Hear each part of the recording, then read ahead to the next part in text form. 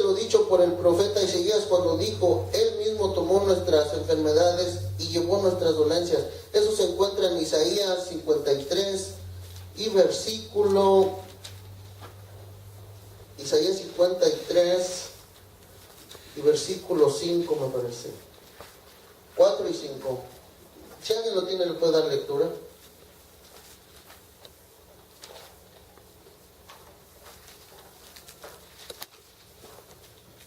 Ciertamente llevó Él nuestras enfermedades y sufrió nuestros dolores, y nosotros le tuvimos por azotado, por herido de Dios y abatido. Mas Él herido fue por nuestras rebeliones, molido por nuestros pecados. El castigo de nuestra paz fue sobre Él, y por su llaga fuimos nosotros curados. Amén. Fíjese nada más. Desde el versículo 2 dice: subirá por renuevo delante de Él, y como raíz de tierra seca. No hay parecer en Él ni hermosura. Le veremos, mas no más inatractivo, para que le deseemos. Despreciado y desechado entre hombres, varón de dolores, experimentado en quebrantos, y como que escondimos de Él el rostro. Fue menospreciado y no le estimamos. Ciertamente llevó nuestras enfermedades y sufrió nuestros dolores, y nosotros le tuvimos por azotado y por herido de Dios y abatido. Mas Él herido fue por nuestras rebeliones, molido por nuestros pecados, y el castigo de nuestra paz fue sobre Él, y por su llaga fuimos nosotros curados. Fíjense nada más. El profeta Isaías, 700 años antes de que el Señor viniera al mundo, él profetizó esto. Y aquí dice por azotado y por herido de Dios, y como que apartamos de Él el rostro. Ciertamente nosotros, hermanos, en un tiempo antes de conocer al Señor, apartábamos de Él el rostro. Y fíjese nada más cómo el Señor viene, y cuando Él viene en su ministerio, Él empieza a sanar enfermos, a dar libertad a los cautivos por el diablo y por el pecado, poseídos por el demonio, a sanar las enfermedades. Y ese era el reino de Dios, fíjese nada más. Y su pueblo no le conoció, ni por todas las cosas que Él hizo en ese momento. Nos vamos a seguir. Fíjese nada más. Cristo es popular. Aquí vemos al Señor rodeado de gente, de multitud. Quisiera que leyéramos Lucas 12:1, un hermano que me dé lectura a Lucas 12:1, y otro hermano que me dé lectura a Marcos 1:33. Hermano Roberto, Marcos 1:33.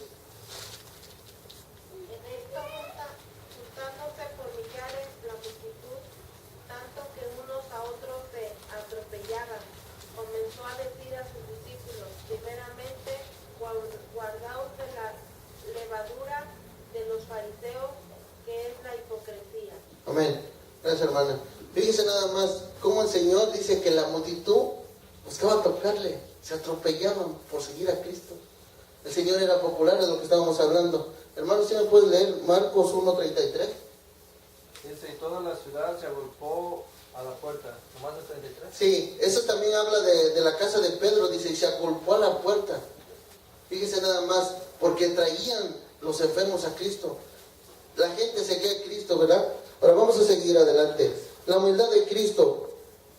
Quisiera que leyéramos 2 de Corintios 8:9. Alguien que le dé lectura, por favor. Si lo encuentro, yo le doy primero. Y Deuteronomio 26:2.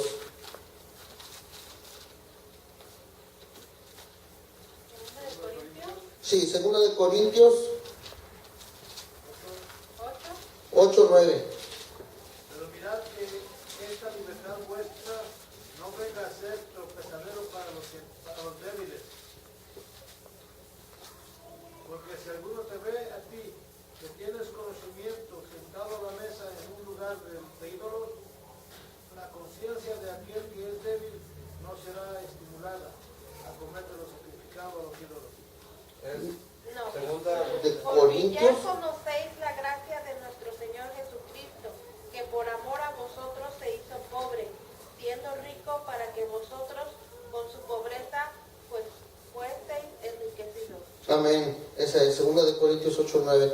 Y Filipenses 2:7.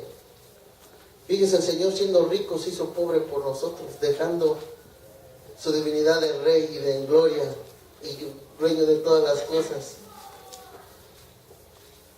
Sino que se despojó a sí mismo, tomando forma de siervo, hecho semejante a los hombres. Amén, hermano. Fíjese nada más, eso es lo que veníamos hablando.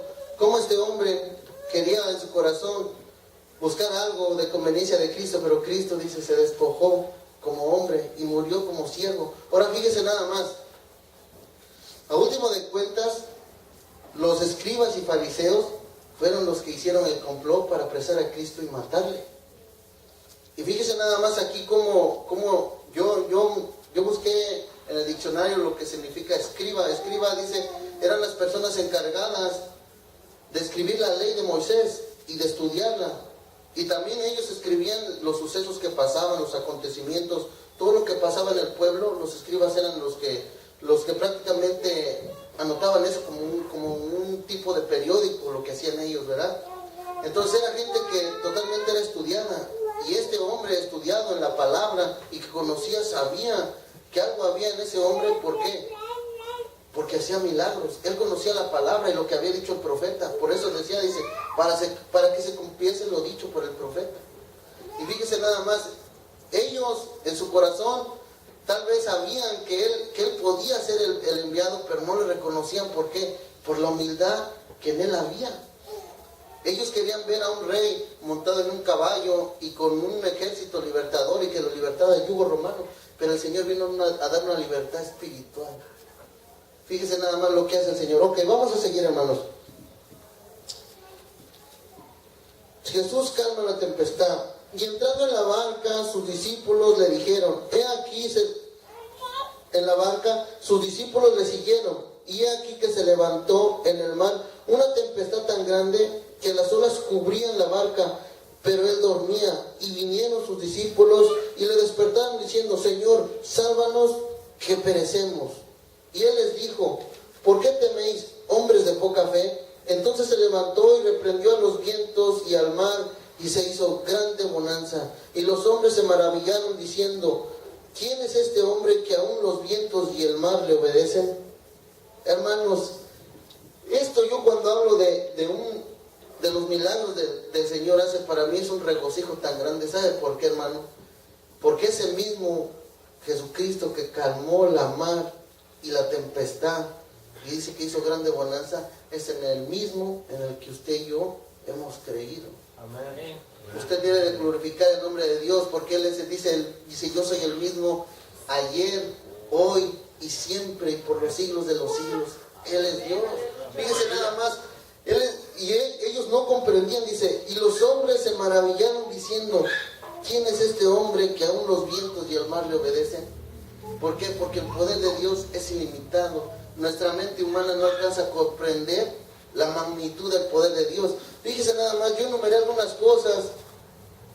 Dice, Él tiene poder, dice, el poder no comprendido de Cristo para calmar la tempestad, para perdonar pecados, para sanar enfermos, para proveer a la multitud, para echar fuera demonios, para bajar de la cruz, para levantarse de entre los muertos y para conquistar la muerte. Aleluya. Fíjese nada más, ¿usted cree que si usted ha confiado y ha puesto su confianza en el Señor, nada de lo que le pueda venir va a ser mayor que Jesucristo? ¿Por qué? Porque Él tiene todo el poder. Aleluya. Fíjese nada más, hermano, cuando nosotros estamos en medio de la tempestad y dice que le levantaron, le dijeron, Maestro, sálvanos que perecemos. Y fíjese lo que les dijo el Señor, hombres de poca fe. Hermanos, hay veces que a nuestra vida vienen situaciones como una tormenta, pero si usted ha creído en Cristo, si usted le ha creído a Él, usted tiene que decirle, Señor, yo creo en ti. Yo he creído que tú eres el Dios Todopoderoso. Yo creo que eres el mismo que calma la tempestad y creo que eres el mismo que puedes con tu palabra cambiar esta situación. Pero fíjese nada más lo que el Señor dice en su palabra, dice, si mi pueblo se humillare, sobre el cual mi nombre es invocado, dice, y si arrepintieran de sus malos caminos, entonces yo iré desde los cielos perdonaré sus pecados y sanaré su tierra, cambiaré la situación. Pero dice, primero que dice, si mi pueblo se humillare. Hay veces, hermanos, que más en este tiempo, el hombre o la situación del país, aquí Estados Unidos, estamos en Estados Unidos, y se ve tan incierta. Nosotros en los trabajos donde andamos trabajando, y lo que se comenta entre los trabajadores, entre los patrones, las compañías, que no tiene para cuándo. Pero crea que los hijos de Dios estamos bendecidos y en victoria. ¿Por qué? Porque la economía de este mundo, la economía de este país, la economía de California, no es la economía de Dios. Y también cualquier situación, cualquier problema, por adverso que sea y usted ve una tempestad tan terrible, dice, Dios puede hacer grande bonanza con su palabra, pero necesita que los discípulos le despertaron y le clamaron, sálvanos que perecemos. Hay veces, hermano, cuando uno está en una situación así, es preciso clamar a Dios, gritarle a Él, decirle, Señor, sálvame que perezco. Y fíjese nada más, cuando a usted le pasa una situación terrible en su vida, y usted ha creído en Dios, usted está sentado en primera fila para ver un milagro, para ver la mano poderosa de Dios, y esa situación terrible, Dios la va a convertir en algo bueno para usted, y grande bonanza vendrá a su vida. ¿Por qué? Porque Dios está de su lado. Usted es hijo, usted es hija de Él, heredero juntamente con Cristo. Fíjese lo que dice el Señor. Dice, a los suyos vino y los suyos no le recibieron, mas a los que le recibieron les dio potestad de ser llamados hijos de Dios, coherederos con Cristo. Fíjese nada más, ¿qué es lo que le toca a usted? Ser coheredero con Cristo, la gloria con el Señor. Y entonces fíjese, nuestro galardón no va a ser como el que este fariseo, este escriba quería, un beneficio material y en este mundo no. Su galardón y su corona y su gloria va a ser juntamente con Cristo en la gloria.